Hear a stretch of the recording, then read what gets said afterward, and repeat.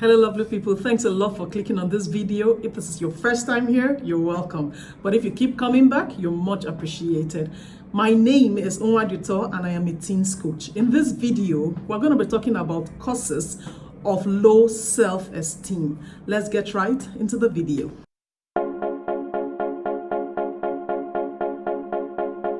This is the last video in this series. We've talked about why your child's self-esteem is important. We've talked about how low self-esteem can affect your child.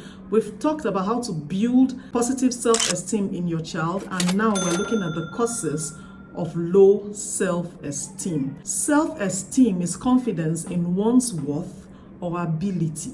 And we've highlighted several reasons why it is necessary for us to build positive self-esteem in our children. What caused it in the first place? So there are many causes of low self-esteem. So for the course of this video, we're just going to be highlighting few of them. Then we're going to be looking at signs also to look out for in your child. So number one on the list, unsupportive parents or carers or anyone the child looks up to. The family should be the first support system that the child has.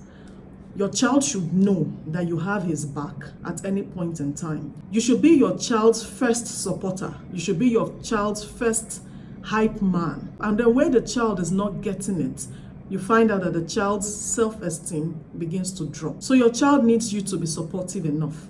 I'm not saying you should say yes to everything your child decides to do, but your child just needs you to be supportive. You know, there are better ways of saying no. Instead of you just screaming no and shouting no all the time, it can be yes, but maybe later. Mommy, can I go to my friend's house? Yes, but maybe not today. That's a better way of saying no, isn't it? The same way your personality is different from your friend, that's the same thing with children. What works for your first child might not work for your second child. All children are different. So are you a carer? All the children in your care are different. So you can scream at a child and the child will be fine. But you scream at another, you've just done something wrong to the child. So even at teenagers, I can imagine after you've gone out for a school event and then you return, you are running to hug your mom that you have not seen in days. And the first thing your mom will say to you is, "Why is your collar popped up?" And the child is still running to hug his mother as in, "I have missed you so much." The mom is ignoring the hug and is more concerned about the collar that is popped. I mean, the child needs you at that point. So can we forget about a popped collar?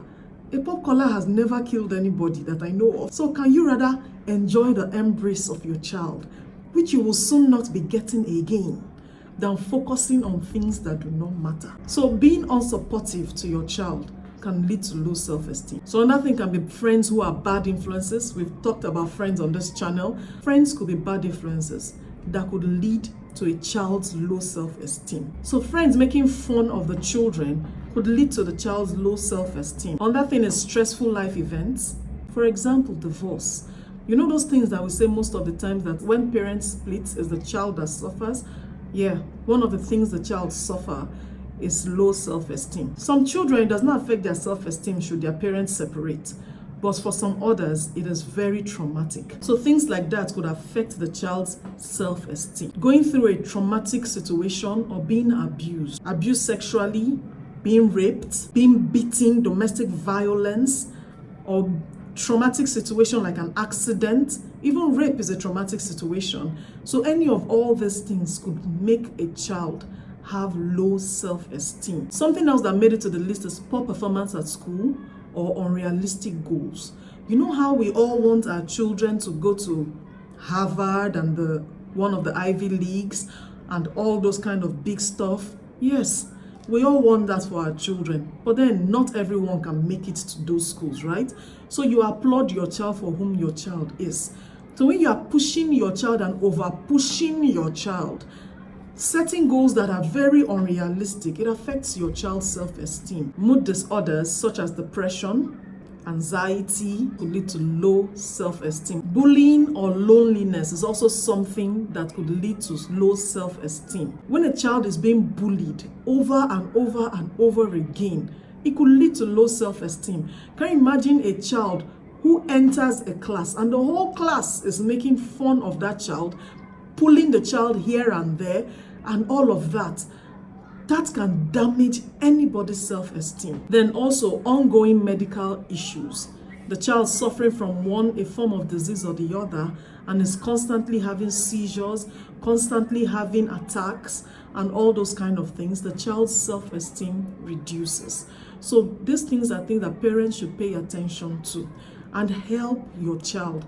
Be the support system your child needs so that your child can approach you and speak to you if he is being bullied. Yes, the teenager wants to feel like an adult, as in I can handle my own.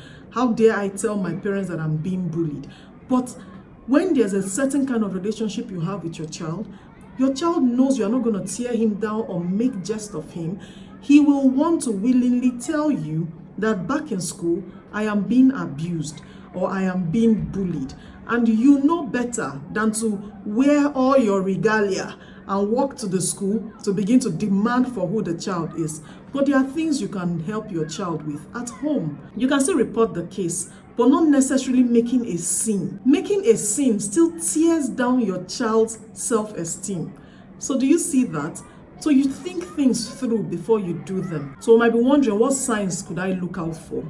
So I'm just going to be highlighting the signs you can look out for that serves as a pointer that your child might be suffering from low self-esteem. One with low self-esteem will most likely be having negative thoughts about their worth, their values as a person. These are general signs we should look out for. So when a child begins to avoid taking new tasks, avoid trying out new things, that can be a pointer. When a child is feeling unloved and unwanted, when a child constantly blames others for their own mistakes, not owning up to their mistakes, they blame others for their own mistakes. When they make negative self-talks in comparison to others, they talk down on themselves in comparison to others. When a child fears failures and embarrassment, when it's difficult for your child to make new friends, when a child has low level of motivation and interests, and then lastly on the list, when a child can't take compliments.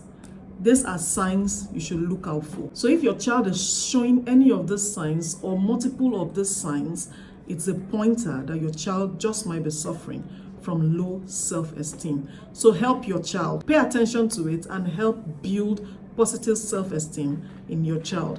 Thanks a lot for watching this video. If you loved it, kindly give it a big fat thumbs up. Do not forget to subscribe and click the notification bell right after you do so. Thanks a lot for watching. See you in the next one.